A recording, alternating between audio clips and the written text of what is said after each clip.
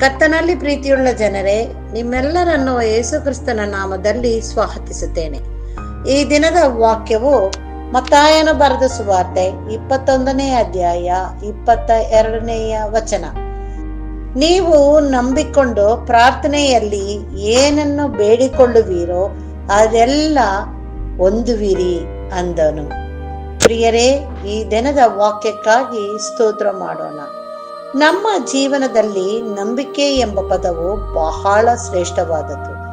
ನಾವು ಲೋಕದಲ್ಲಿ ಜೀವಿಸುವಾಗ ಅನೇಕರು ನಮ್ಮ ಜೀವನದಲ್ಲಿ ಹಾದು ಹೋಗುತ್ತಾರೆ, ಮತ್ತೆ ಅನೇಕರು ಜೊತೆಯಲ್ಲಿ ಜೀವಿಸುತ್ತೇವೆ. ಆದರೆ ನಾವು ಎಲ್ಲರ ಮೇಲೆಯೂ ನಂಬಿಕೆ ಇಡುವುದಿಲ್ಲ, ಕೆಲವರನ್ನ ಮಾತ್ರ ನಂಬುತ್ತೇವೆ. ಆದರೆ ಪ್ರಿಯರೇ, ನಾವು ಯೇಸು ಕ್ರಿಸ್ತನ ಮೇಲೆ ನಂಬಿಕೆ ಇಟ್ಟು ಆತನನ್ನು ಸ್ವಂತ ರಕ್ಷಕನಾಗಿ ನಂಬಿ ಆತನಿಗೆ ನಮ್ಮನ್ನ ಒಪ್ಪಿಸಿ ಬೇಡುವಾಗ ಏನನ್ನು ಬೇಡಿಕೊಳ್ಳುತ್ತೇವೋ ಅದೆಲ್ಲವನ್ನು ನಮಗೆ ಹೊಂದಿಕೊಳ್ಳುವಂತ ಸಹಾಯವು ಸಿಕ್ಕುತ್ತದೆ. ಹೌದು ಎಂದು ಈ ದಿನದ ವಾಕ್ಯವು ನಮಗೆ ತಿಳಿಸಿಕೊಡುತ್ತದೆ. ನಾವು ಯಾರ ಮೇಲೆ ನಂಬಿಕೆ ಇಟ್ಟಿದ್ದೇವೆ? ನಮಗೆ ಸಹಾಯ ಮಾಡಲು ಲೋಕ ಜನರನ್ನು ನಂಬಿದ್ದೇವಾ?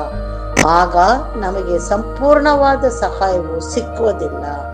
ನಾವು ಕರ್ತನಲ್ಲಿ ನಂಬಿಕೆ ಇಟ್ಟು ಪ್ರಾರ್ಥಿಸಿ ಆತನೊಂದಿಗೆ ಪ್ರತಿ ದಿನದಲ್ಲೂ ನಡೆಯುವ ಅನುಭವವನ್ನು ಹೊಂದಿ ನಂಬಿಕೆಯಿಂದ ಜೀವಿಸುವಾಗ ತಂದೆಯಾದ ದೇವರು ನಮ್ಮನ್ನ ಎಲ್ಲ ಕೇಡಿಗೂ ತಪ್ಪಿಸಿ ನಮ್ಮ ನಂಬಿಕೆಯನ್ನು ಬಲಪಡಿಸಿ ನಮಗೆ ಆರೋಗ್ಯವನ್ನು ಕ್ಷೇಮವನ್ನು ದಯಪಾಲಿಸಿ ನಮ್ಮನ್ನು ಆಶೀರ್ವದಿಸುತ್ತಾನೆ.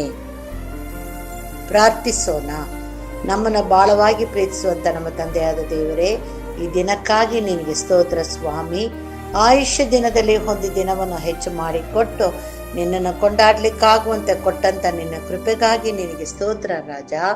ಅಪ್ಪ, ಈ ದಿನದ ವಾಕ್ಯವನ್ನು ನಾವು ತಿಳಿದುಕೊಂಡವರಾಗಿ ಅನುಭವವನ್ನು ಹೊಂದುವವರಾಗಿ ಅದನ್ನು ನಮ್ಮ ಜೀವನದಲ್ಲಿ ಅಳವಡಿಸಿಕೊಂಡು ಬಾಳಲು ನೀನು ಕೃಪೆ ಕೊಡು ತಂದೆಯೇ. ಹೌದಪ್ಪ, ನಿನ್ನ ಮೇಲೆ ನಂಬಿಕೆ ಇಟ್ಟು ನಾವು ಏನನ್ನು ಪ್ರಾರ್ಥಿಸಿದ್ದೇವೋ ಅದೇನೆಲ್ಲ ನೀನು ನಮಗೆ ಹೊಂದಿಕೊಳ್ಳುವಂತ ಸಹಾಯವನ್ನು ಮಾಡುವುದಕ್ಕಾಗಿ ನಿನಗೆ ಸ್ತೋತ್ರ. ಈ ದಿನದಲ್ಲಿ ನಮ್ಮೆಲ್ಲರನ್ನು ನಿನಗೆ ಒಪ್ಪಿಸುತ್ತೇವೆ.